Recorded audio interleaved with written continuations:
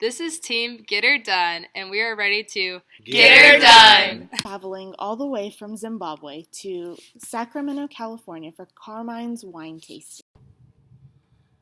We would like to start this presentation by saying thank you for the chance to work on your risk assessment. Our team has looked into your wine festival in good detail and have found these potential risks and opportunities to consider. Throughout, we will explain the risk and whether we would avoid or pursue the opportunity based on the risk. For our first risk assessment, we plan to discuss the fencing for the event. In our original meeting, you informed us that there is fencing all around the event except along the river. We believe this to be a high risk for your event. Leaving the river not fenced off while alcohol is involved with this event is a dangerous risk. It gives easy accessibility for passengers to fall into the river. Someone could trip or make a decision that was not well thought out or that was impaired. The response to this risk is to fully fence off the rest of the event along the river. It will eliminate or at least greatly reduce your risk.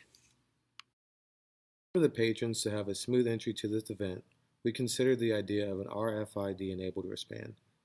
The risk associated with the wristbands would be the possibility of them getting water damaged. If this were to happen, it could delay the patron's ability to access the event until we were able to secure them a new one. After review, we are willing to take our chances of this happening. We believe keeping up with something around your wrist is easier than keeping up with a loose leaf ticket while consuming alcohol. This also mitigates the chances of someone using another person's wristband.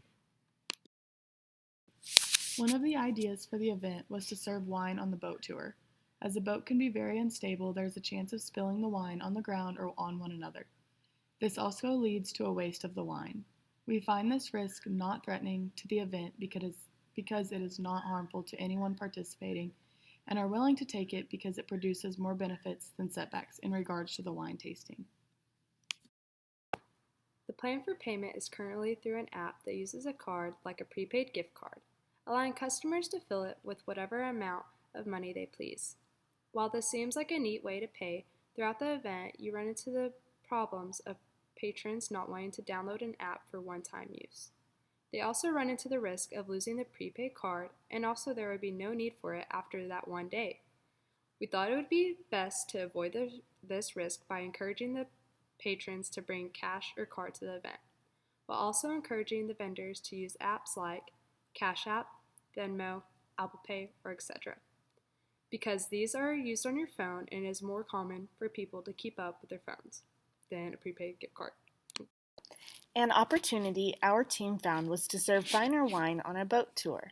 The boat tour is a unique part of this event that gives it an overall advantage. Having the nicer wine on the boat would encourage patrons to take this tour. This tour will add a view and scenery to wine tasting, which could help positive thoughts or memories associated with the wine that was consumed, giving the patron a more positive thought to the wine tasted. The boat tour will allow more potential to have a higher customer return rating for the following years to come. For our second opportunity, we would like to revisit the discussion of the app. Although we weren't for the idea of using the app as a payment setup method, we do think it can be used in some unique ways. We believe you could use the app as an information hub for your guests. It can give detailed descriptions of the wines. It can be as detailed as you want, all talking about the sweetness, the acidity, the fruit, or the body of the wines that you have to offer. We also think it can be beneficial to allow the patrons to get feedback on the app about the wines that they have had and tasted. The app can give information also about the backgrounds and the vineyards from which each wine has come from. We believe there to be no risk with this plan and suggest the pursuit of it. We believe that this idea can give the vendors and the patrons more information about the wines and the products that they're receiving, and also give them an overall better experience. In response to Captain Bluff's proposal, we see it as a high-risk opportunity. Gambling is illegal in California unless it is done in a charitable context. The laws in place with that also limit the amount of winnings for the patrons. This is limited to no more than 30% of their charitable contribution. So, as it is being seen, gambling is not profitable for the wine festival organization. In addition, we feel that gambling at this event would turn the event's purpose away from wine testing and turn it into a less classy event. This could discourage attendees from coming to the event next year and could keep them from recommending this event in the future. We feel Carmine's Sacramento wine tasting event would be much classier and would be more appealing if they kept gambling out of the event.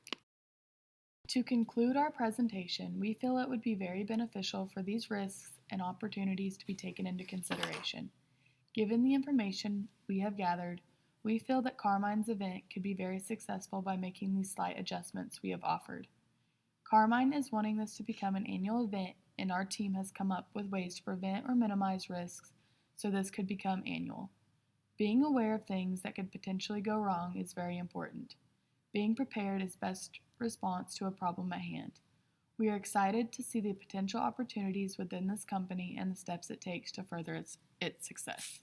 Thank you again for giving our team the chance to take on this risk and opportunity assessment for your event. This experience has been great for our team, and we wish you the best of luck with your wine festival.